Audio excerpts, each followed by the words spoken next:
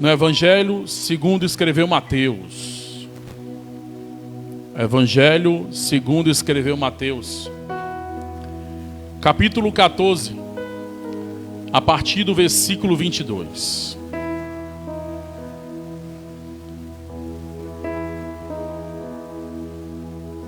Bendito seja o nome do Senhor.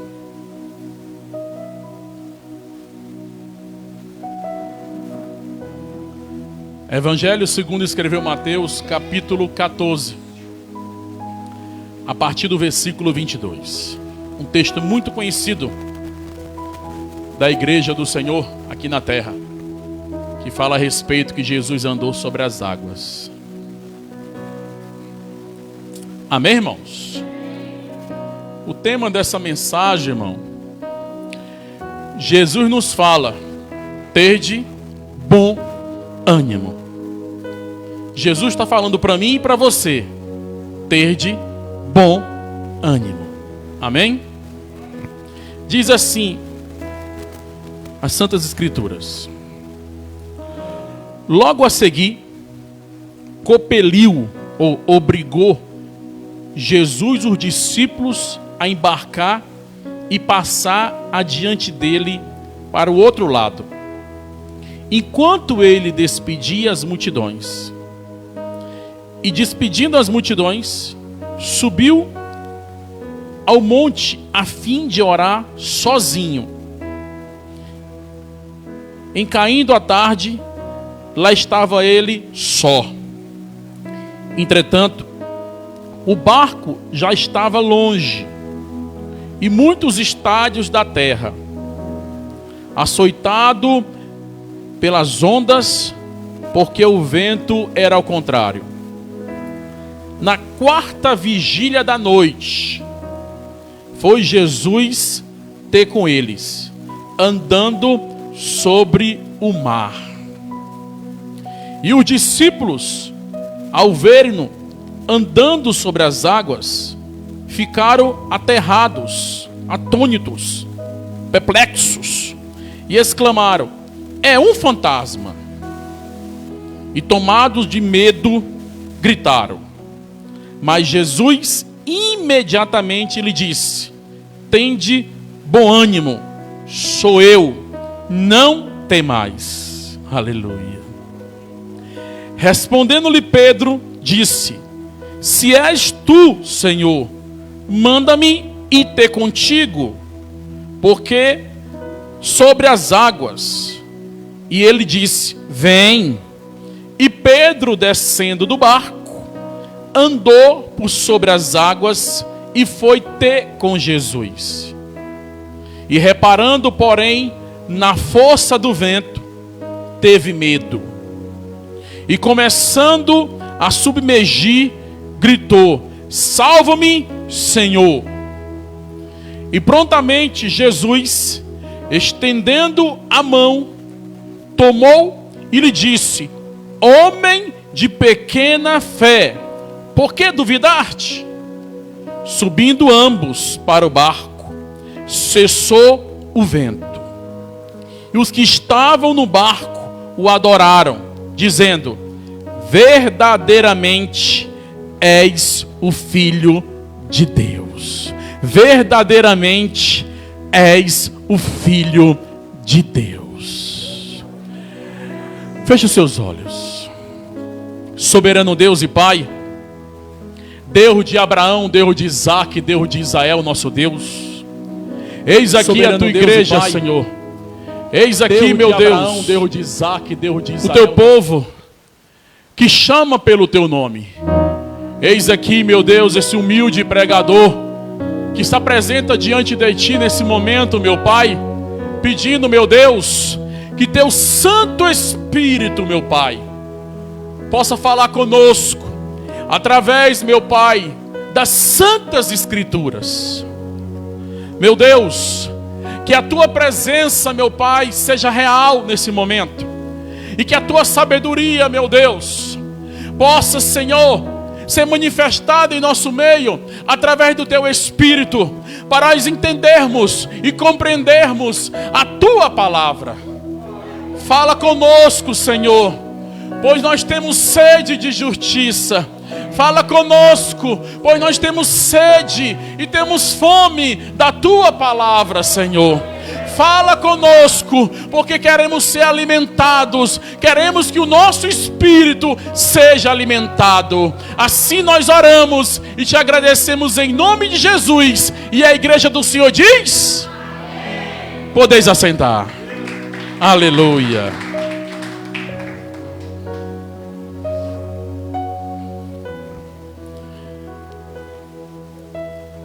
Estando hoje à tarde em casa,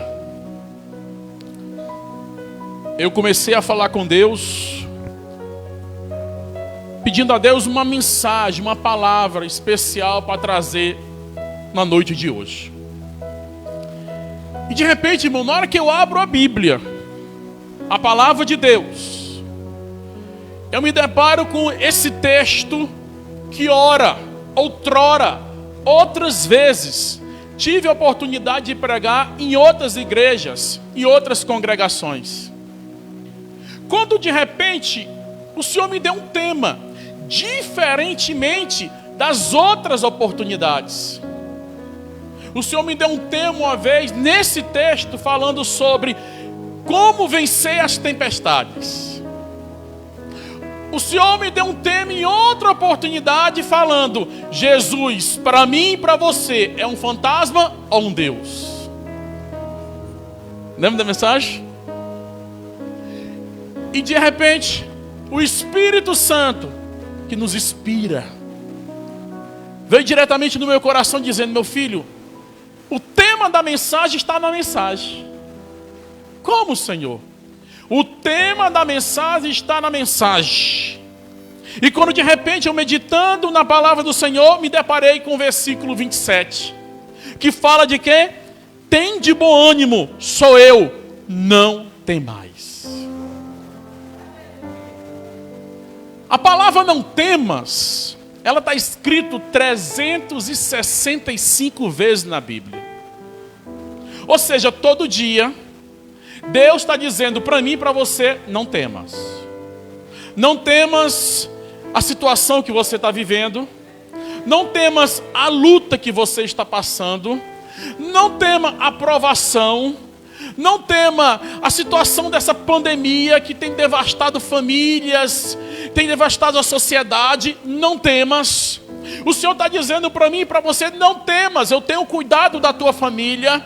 Não temas, eu tenho cuidado de você. Não temas, enquanto você está dormindo, eu velo pela tua vida, porque eu não durmo. Não dormitará aquele que guarda Israel. Então o Senhor está dizendo para mim e para você, igreja do Senhor: não temas. Aplauda ao Senhor. Eu meditando nesse texto, eu fui também meditar nas passagens anteriores a esse texto, que é a mensagem de hoje à noite. E no capítulo 14, fala a respeito, irmão, da morte de João Batista, que nesse período abalou muitos seguidores de João Batista. E João Batista foi aquele escolhido por Deus para preparar o caminho para o Senhor. Ele mesmo disse: eu batizo com água, mas virá um após mim, que batizará com o Espírito Santo e com fogo. Eu, na minha humilde pessoa, não sou nem digno de desatar as suas sandálias. Eu não sou nem digno de me abaixar e dar um nó nas suas sandálias. Por quê? Porque ele virá, e na mão dele está a foice, a mão dele está a espada, a mão dele está para preparar aqueles que virão e se virão.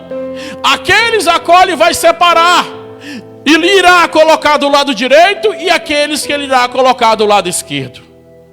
Então virá o Filho de Deus. Quando ele terminava de falar, de repente aparece quem, irmão? Naquele grande dia, Jesus. Agora imagina, quando surge Jesus diante de João Batista. eles já tiveram uma oportunidade de ter um encontro, indiretamente, que foi dentro do ventre de suas mães, Isabel e Maria. E a história conta que eles pularam dentro do ventre. Mexeu o ventre de Isabel e Maria, parece que eles estavam se comunicando. E depois de um bom tempo, Jesus, na idade adulta, compareceu diante do Rio Jordão, e ali estava João Batista, dizendo: Senhor, eu não sou digno, é para ser o contrário, quem tem que ser batizado sou eu. Mas não, tem que se cumprir as Escrituras. E a Bíblia diz que quando Jesus era batizado, o Espírito Santo, irmão, o Espírito Santo, o mesmo Espírito que está aqui, o mesmo Espírito Santo que está sobre você, pousou sobre o Senhor, e um brando, uma voz bramou no céu dizendo: meu filho amado, a quem me comprazo. E a partir daquele momento, a história conta que Jesus foi tentado no deserto, e dali, depois de ser tentado, provado, saiu pelo mundo afora, pelas vilelas, pelas vilas, pelas ruas, pelos becos, pelas comunidades, pelas cidades, circunvizinhança de Jerusalém, pregando as boas novas do reino de Deus. E muitas vidas eram curadas, pessoas eram, vamos dizer assim, transformadas, muitas pessoas eram impactadas, muitas pessoas que não tinham mais esperança, começou a viver, começou a acreditar na vida, começou a dizer para si mesmo: eu posso, eu sinto que eu sinto que eu posso viver, porque eu tive um encontro com o dono da vida que se chama Jesus. Aplauda ao Senhor. Quantos paralíticos foram curados? Cancerosos, leprosos, doentes, que era designado pela medicina. Quantas pessoas que aos olhos da medicina do Oriente disse assim: não tem mais solução, não tem mais jeito. Mas eu aprendi uma coisa: aquele que cruza o caminho do Senhor, Deus muda a sua história. Lembra daquele dia, daquela hora, daquela data, daquele ano, que você cruzou o caminho do Senhor? Que era você outrora, que era você antes, no passado, bem remoto. E hoje você tem uma nova identidade, porque Deus mudou a sua história. E voltando para o texto, quando de repente Jesus fica sabendo da morte de João Batista, em outras versões diz que Jesus se entristeceu e ele saiu de perto das pessoas. E em vez de Jesus reclamar, questionar, não, ele foi orar. Eu aprendo com o Senhor todo dia, nos momentos mais difíceis, precisamos entender que nós precisamos viver em constante oração. Eu nunca esqueci uma frase de um grande teólogo quando ele disse: nós estamos vivendo em dias difíceis. E quando ele falou isso foi no século 17, 18. Nós estamos no século 21. Nós estamos vivendo em dias difíceis. E precisamos viver em constante oração, oração, oração, oração. E no final, sabe o que foi que ele colocou? 3 pontinhos. Ou seja, ora hoje, ora daqui a pouco, ora amanhã, ora pela madrugada, ora, continua a orar, não pare, não cesse, orar sem cessar. O ministério do Senhor se resume na oração. Quando o Senhor precisava sair da presença das pessoas, das multidões, que lhe apertava, que chorava, que clamava, que pedia algo, que viesse saciar a sua fome espiritual. Quando o Senhor precisava, ele saía para orar e ele procurava o monte. Israel é um ambiente cercado de montanhas, de montes.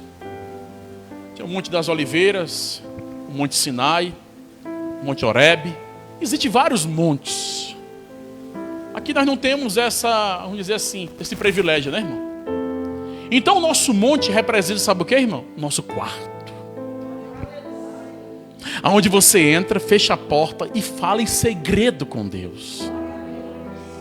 E só Deus vai ouvir a tua voz. Muitas vezes você ora em silêncio, você não tem força para orar, você começa a chorar. Muitas vezes você não tem força nem para chorar, você começa a mexer só os lábios. Mas eu digo uma coisa para você, antes de você pronunciar uma palavra da tua boca, Deus já sabe, porque conhece o teu coração mais do que ninguém. E quem sabe dentro do teu coração tem assim, um pedido extenso, longo, uma oração já escrita, proferida.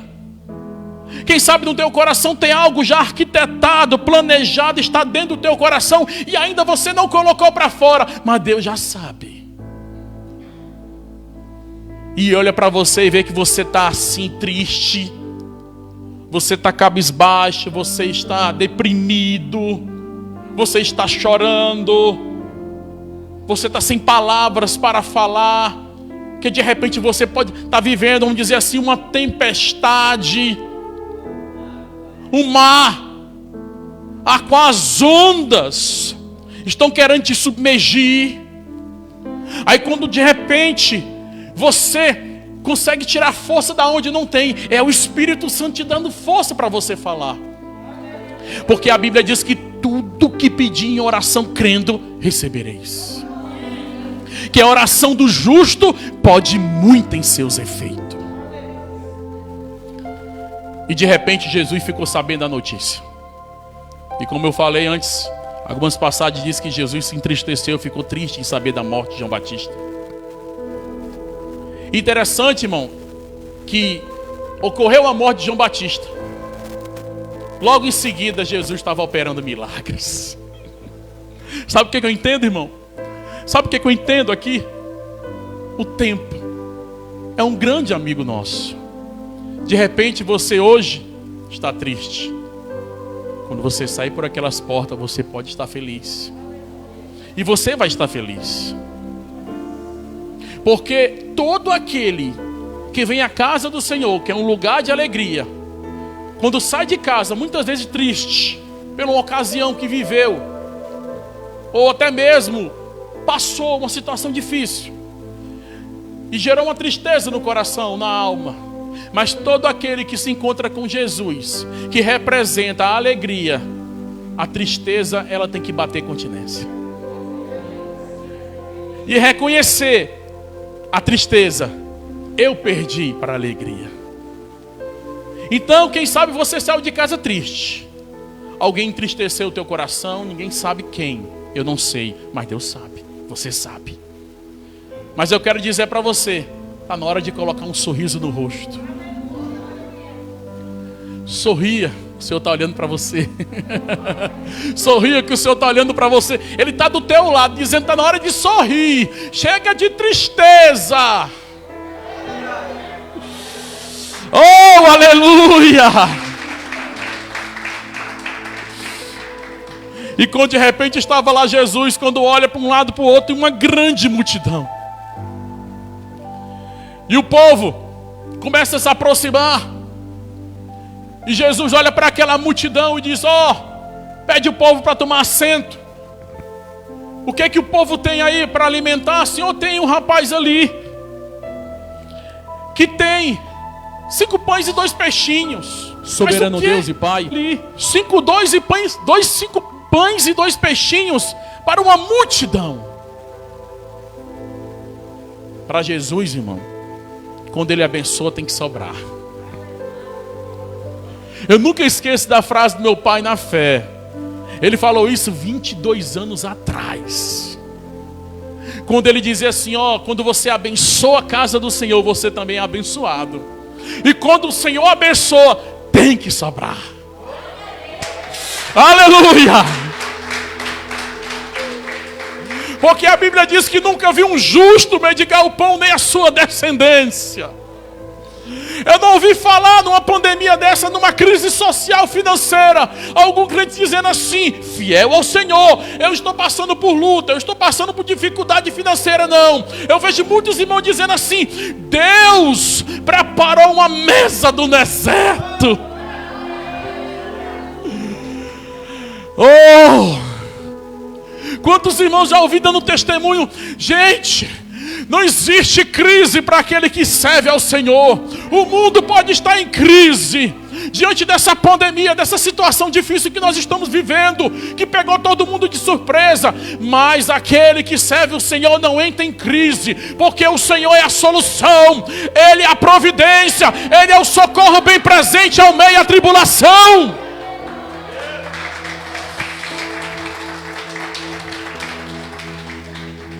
Porque quando o Senhor abençoa, tem que sobrar. E o Senhor disse, o que é que vocês têm aí? Tem 5 pães e 2 peixes. Ele orou. Mais uma vez ele orou. E nós iremos até o final da pregação falando sobre oração. A oração é a chave que abre a porta do céu. Eu ouvi essa frase muito tempo atrás. Muitos anos atrás. A oração é a chave que abre a porta do céu. Está triste? Vá orar. Está passando por luta? Ore. Está com o coração magoado? Vá orar. Alguém levantou contra você, lhe acusou? Ore por essa pessoa. Não deixe de orar, jamais. Ore hoje. Ore amanhã, ore depois da manhã, ore sempre. Jesus diz que devemos orar, orar e orar. E ele vivia em oração. O ministério do Senhor se resumia em oração. Tudo o que ele fazia, oração. Sempre tinha oração. Quando era para multiplicar pães e peixes, oração. Quando era para curar, oração. Quando era para operar, oração. Quando era para manifestar o poder, oração. Oração.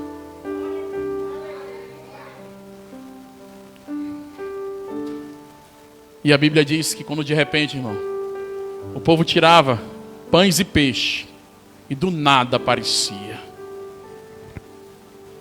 Multiplicava. E a história conta que sobrou 12 cestos, cheio de pães e peixe. Ou seja, Deus está dizendo para mim e para você, na tua casa não vai faltar o pão. Na tua casa não irá faltar o pão.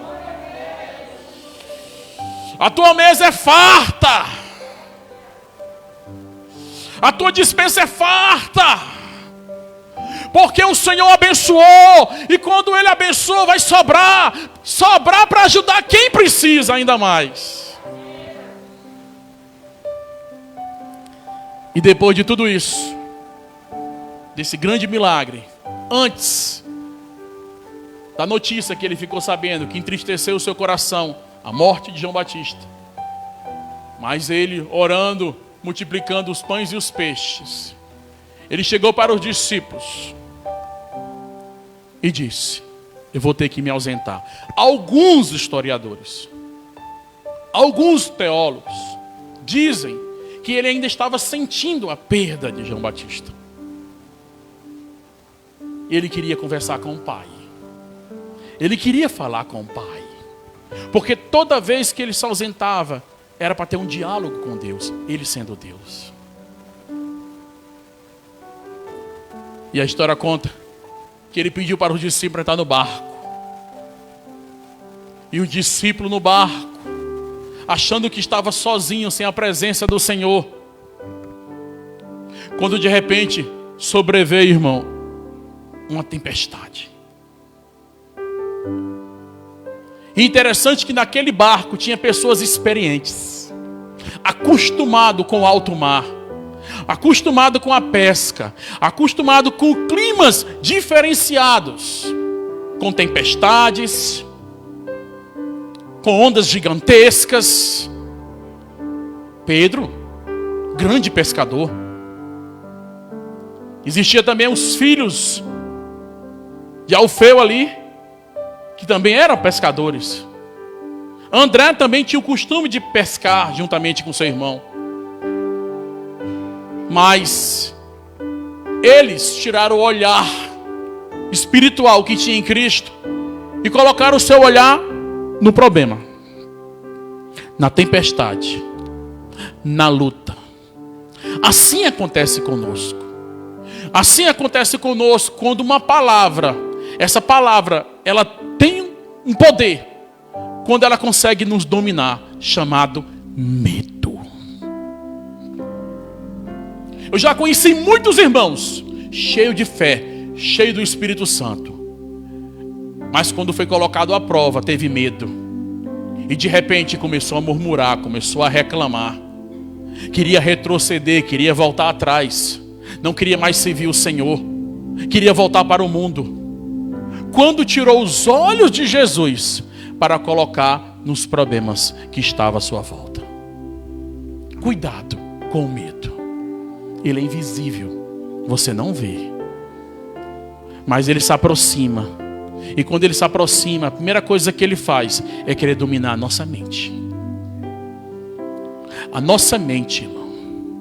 E quando ele entra em nossa mente, ele começa a encher a nossa mente com coisas negativas, ao ponto de querer arrancar da nossa mente tudo que é espiritual, tudo o que é altaneiro, tudo o que é edificante, tudo o que é positivo, tudo que tem fé, tudo que tem boa fama, tudo que tem virtude, para colocar na nossa mente coisa negativa. Assim é a forma que o medo tem de agir.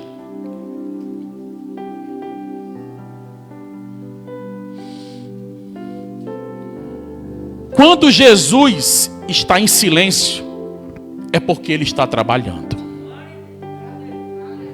Aonde está o Senhor? Nós vamos morrer. Aonde está o Senhor? Iremos submergir. Aonde está o Senhor? Vai ser um naufrágio. Aonde está o Senhor? O barco vai ser virado pelas ondas gigantescas. Quem sabe os discípulos imaginaram isso naquele momento, naquela ocasião, porque o medo já tinha tomado conta deles. Não teve um que teve a coragem de dizer assim: Senhor, nos ajuda. Não teve um que teve coragem de dizer assim: ó vento, eu te repreendo, ó mar, acalma-te. Nenhum. Homens que andavam com o Senhor, homens que experimentaram ver os milagres, homens que viram com seus olhos a multiplicação dos pães e dos peixes, tinha passado por uma experiência, sem falar as outras experiências do passado, mas diante daquela situação, homens que estavam aptos a viver aquela situação por ser pescadores, mas no momento do medo, desapareceu a fé. É por isso que eu sempre digo, não importa a pessoa ter 10, 30, 40, 50 anos de fé, se a pessoa não tem maturidade, não tem experiência, se a pessoa não aceita quando é provado, para ganhar maturidade espiritual, quando surge a primeira luta, a primeira dificuldade, a primeira coisa que a pessoa faz é ter medo, e a segunda coisa que a pessoa faz é murmurar e reclamar. Ainda diz assim: aonde está o meu Deus? Será que ele é um fantasma ou Deus? Olha para o teu irmão, diz assim: Deus não é fantasma. Deus não é gente. Deus é Deus. Amém?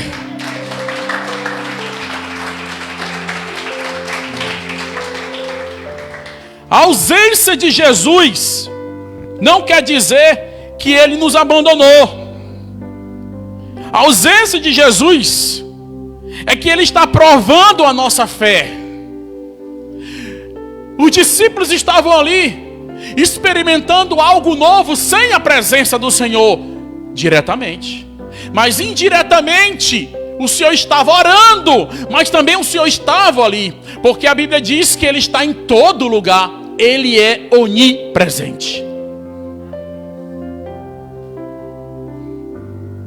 Mas nós precisamos ter essa convicção, que quando Ele está em silêncio, quando Ele não está falando conosco, a sua ausência não quer dizer que Ele mudou. Deus é imutável, Ele não muda. Ele provando a nossa fé, dizendo para mim e para você: ó, calma, eu estou contigo. Não temas, eu estou contigo. Tem de bom ânimo, estou contigo. Eu estou passando por isso. Deus está em silêncio. Já apareceu assim, já surgiu muitas lutas, tem surgido mais. E Deus em silêncio. E o Espírito que habita em mim faz lembrar das coisas passadas que eu já vivi. Porque as coisas passadas que nós passamos, que foi algo que experimentou a nossa fé, serve como lição de vida espiritual. Para que lá na frente, quando vier surgir a outra prova, a outra provação, nós venhamos estar atentos ao que aconteceu no passado, que fomos provados e aprovados por Deus, e Deus nos abençoou. Não é diferente hoje. Jamais o Senhor colocará uma fé, aliás, uma prova maior do que a tua fé. Jamais. Porque Ele sabe que nós somos limitados. Ele sabe que nós não iremos suportar. Então a tua fé é suficiente para suportar essa prova que você está passando. Não diga para Deus: Senhor, cessa, eu não quero, manda para o irmão, eu não consigo. Diga assim: eu posso, todas as coisas naquele que me fortalece. Aleluia!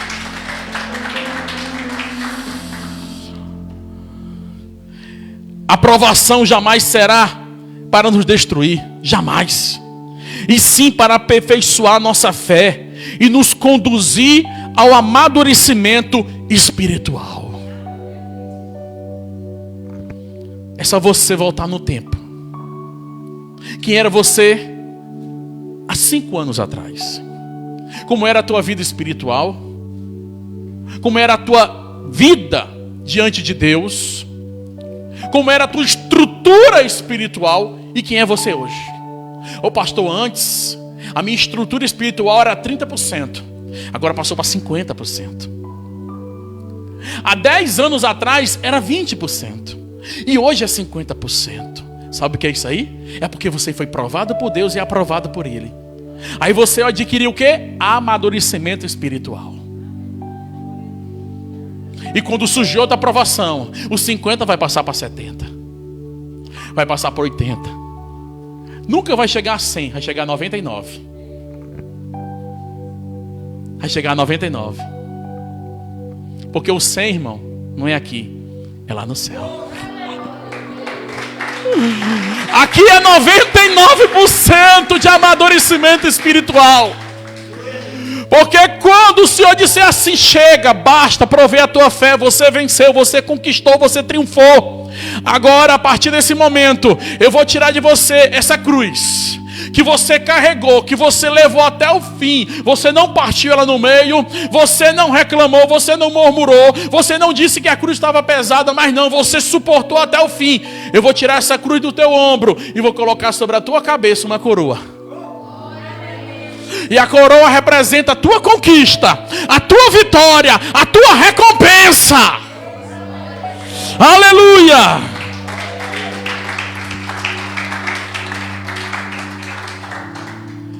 Na madrugada que Jesus se revela e procura capacitar os escolhidos. A história conta, irmão, que quando ocorreu esse episódio, foi numa vigília, a 4ª vigília da noite. Existia 4 vigílias, como existe 4 vigílias. E era o costume do povo de Israel escolher uma vigília da noite para orar. A vigília tinha 3 horas. Escolhia 3 horas das 4 vigílias da noite para falar com o Senhor. Existia a primeira vigília, que era de 18 horas a 21 horas. A segunda vigília é de 21 a 0 horas. A terceira vigília é de 0 horas a 3 horas. Então será a quarta vigília de 3 horas a 6 horas da manhã. É nesse horário que está o povo dormindo. É nesse horário que muitos irmãos estão cochilando. É nesse horário, irmão, que tem poucas pessoas clamando. É nesse horário que são poucas pessoas que estão de joelho no chão. E eu falando joelho no chão e falando de horário, eu lembrei da minha mãe. Quando ela disse ontem para mim: meu filho, eu coloco o rádio meia-noite. Aí quando eu coloco o rádio meia-noite, eu começo a escutar a oração da meia-noite. E aí eu começo também a clamar juntamente com o pastor. Mas eu quero mais. Eu quero 3 horas. Quando for 3 horas da madrugada, o Espírito Santo vai me acordar. E eu vou começar a orar 3 horas. Aí olhando para minha mãe, está aí minha esposa de prova, que não deixa mentir. Eu olho na minha mãe e vejo Deus aperfeiçoando a sua fé. Mudança de ares. Ela passou por uma prova, irmão, tão grande, que ela viu que naquela prova que ela está passando, Deus está aperfeiçoando a sua fé. E ela olhou para mim e disse assim: meu filho, eu queria mais fé.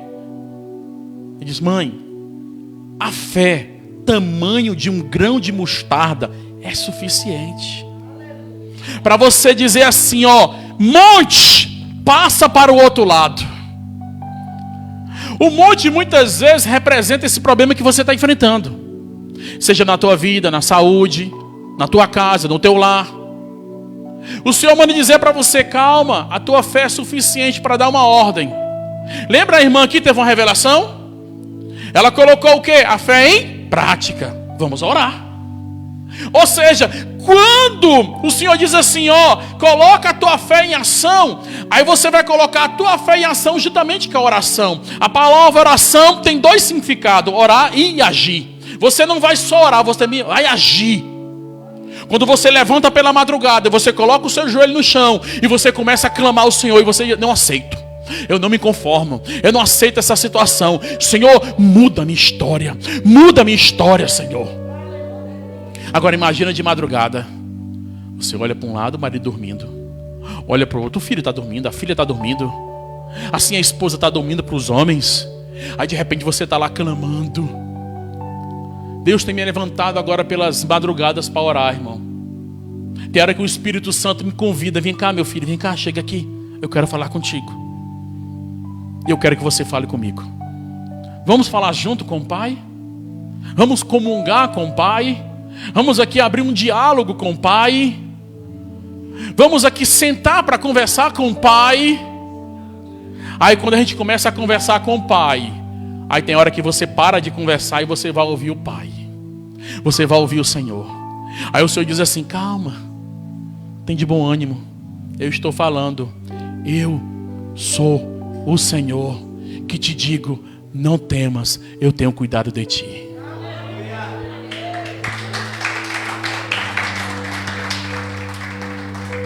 Quem tem a promessa de Deus vive para poder contemplá-la.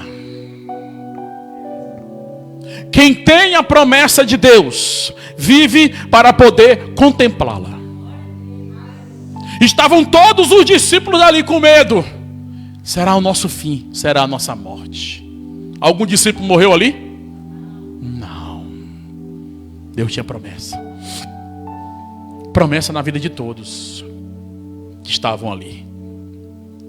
A história conta, irmão, que quando de repente o vento forte, o mar agitado, do nada, no horizonte, bem distante, eles conseguem avistar, vindo na direção dele, alguém caminhando sobre as águas, alguém caminhando sobre o mar. Quando ele olha, aliás, quando eles olharam, viram, é um fantasma. Porque o homem comum, o homem natural, jamais poderá andar sobre as águas. Mas eles esqueceram, pelo medo que eles estavam passando, que Jesus estava ao lado deles. Eles não lembraram do Senhor naquele momento. Quando de repente vai se aproximando, a história conta que da onde Jesus estava até onde estava o barco, Jesus andou 6 quilômetros. 6 quilômetros. Da onde Jesus estava no monte, aonde estava o barco. A história conta que alguns estádios eles estavam distantes. Estava distante do Senhor vários estádios, vários metros, vários quilômetros. E eu fui estudar isso aqui para saber. E a história conta, irmão, que a distância de Jesus, que ele percorreu até onde estavam os discípulos, 6 quilômetros. Sabe o que eu aprendo com isso aqui? Sabe o que eu aprendo com 6 quilômetros? Sabe o que eu aprendo com distância? Para Jesus não existe distância. Ele é Deus de perto, Ele é Deus de longe.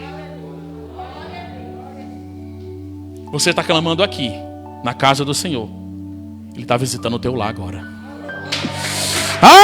Ele está visitando a tua casa agora. Agora. Não existe distância para Deus, não. Jamais eu irei esquecer aquela passagem bíblica. Quando chegou o centurião e disse: Senhor, o meu servo está doente. E eu tenho ele como filho, Senhor. E do jeito que o Senhor tem autoridade, eu tenho autoridade sobre 100 soldados. Mas eu amo o meu servo. Mas ele está doente. E eu não queria que ele viesse morrer, Senhor. Um centurião, um romano, um fariseu, um descrente, um pagão.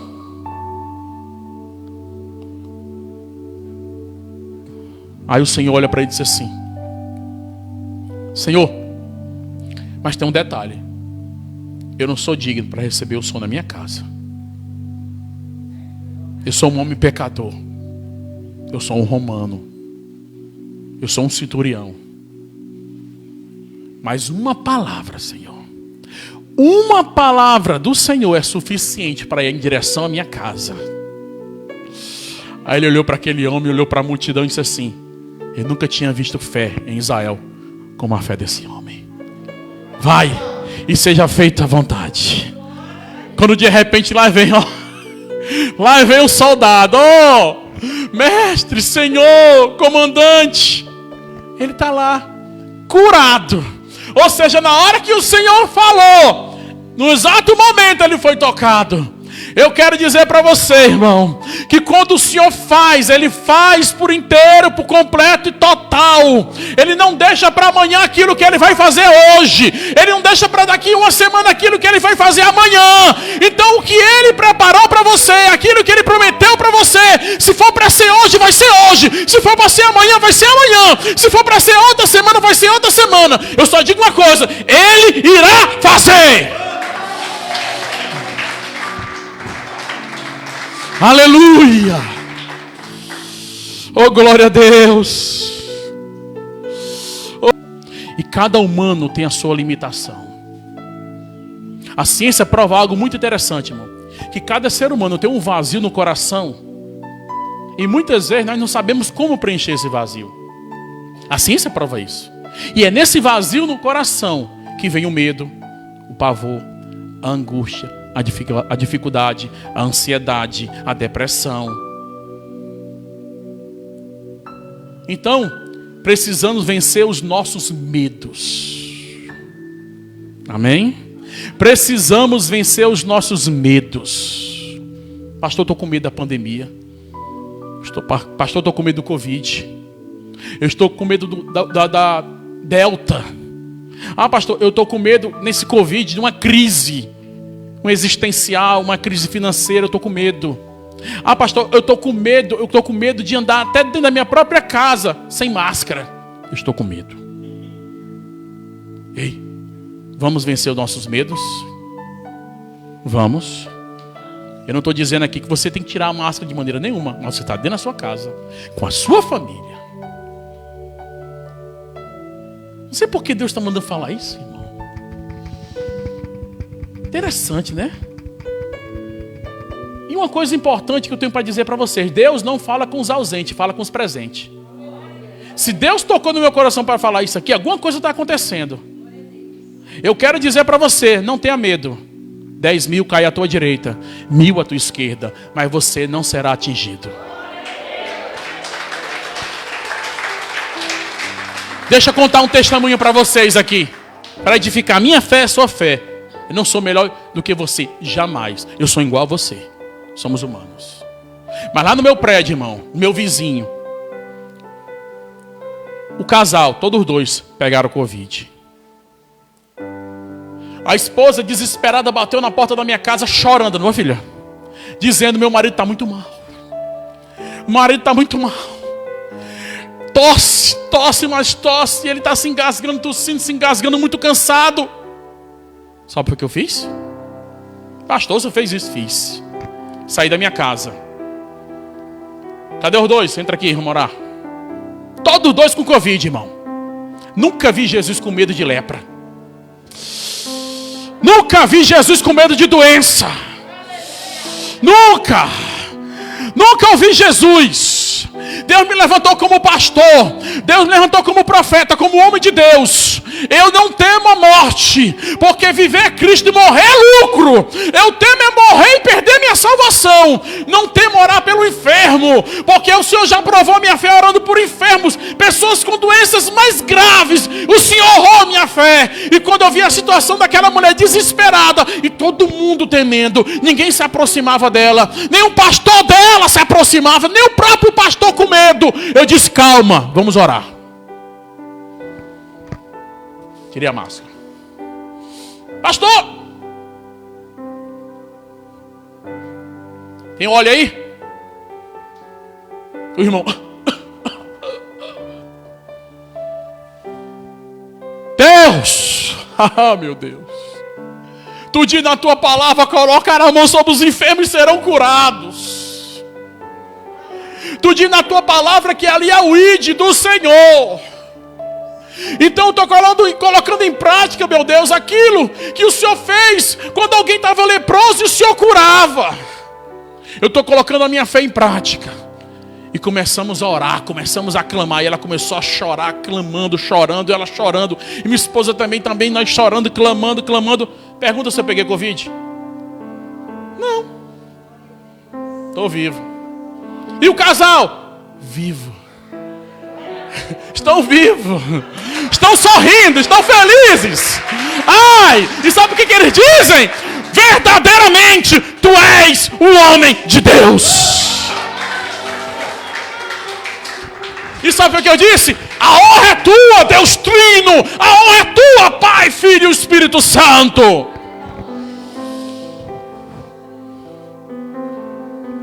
Então não temas. Diga não para esses medos da vida. Diga não para os seus medos. Repreenda os seus medos. Tu tem um Deus que cuida de você. Toda hora, todo instante e todo momento. Pedro, apesar de ter sido o único discípulo a ter andado sobre as águas, ele teve medo. O medo nos deixa vulneráveis.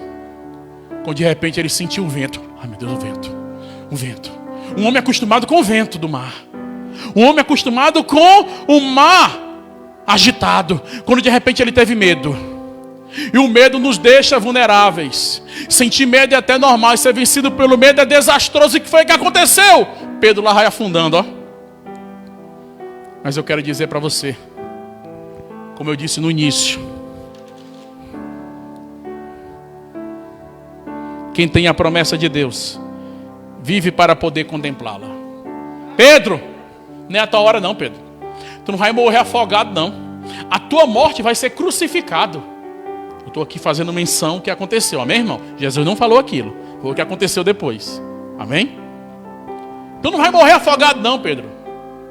Tu não vai morrer afogado, tu vai ser um mártir. Então a tua hora não chegou. Então Pedro tomou pela mão. O que a palavra de Deus diz? Que o ouvido do Senhor está aberto para ouvir e a mão estendida para abençoar. Ei, faz assim com a tua mão. Faz, vai. Pela fé, vai.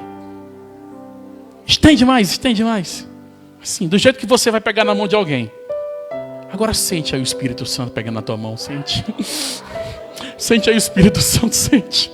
Sente o Espírito Santo aí, ó. Olha aí, fecha a tua mão, vai fechando, vai. Vai fechando, vai fechando, vai, fecha. Sentiu aí o aperto de mão de Jesus aí? O Senhor está apertando a tua mão. O Senhor está dizendo, eu estou contigo, não temas, eu estou contigo. Não temas, eu estou contigo. Aleluia.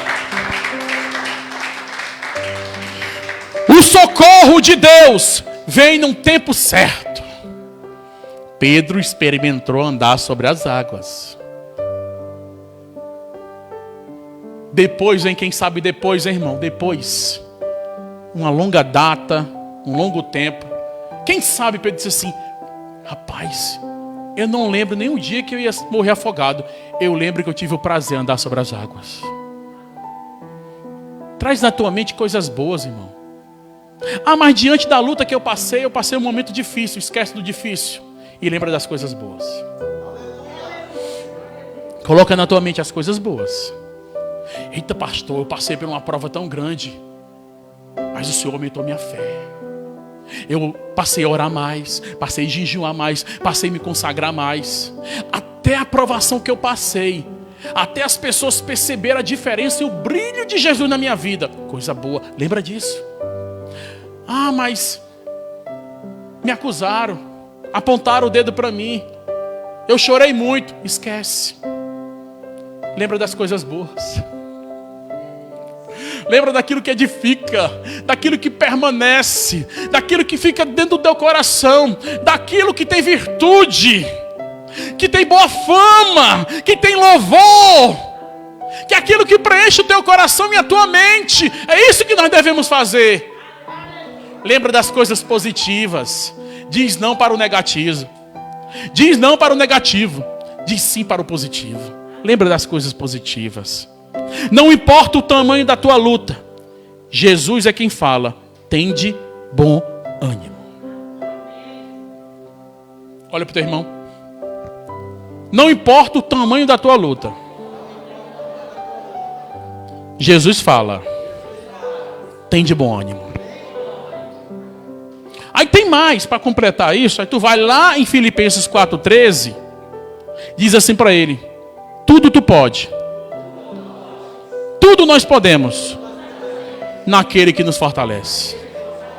Amém? Estou terminando.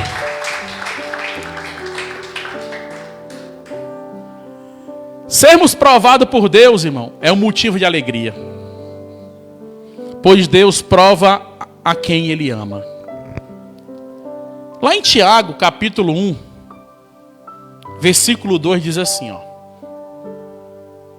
Vou repetir novamente. Sermos provados por Deus é um motivo de alegria, pois Deus prova a quem Ele ama.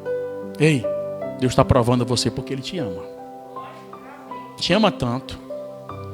O amor dele é diferente, é amor ágape. É um amor reservado para você. Só para você. Amém? Aí sabe o que Ele diz para mim e para você? Porque está provando a nossa fé.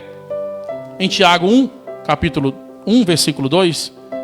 Meus irmãos, tede por bom motivo de toda alegria,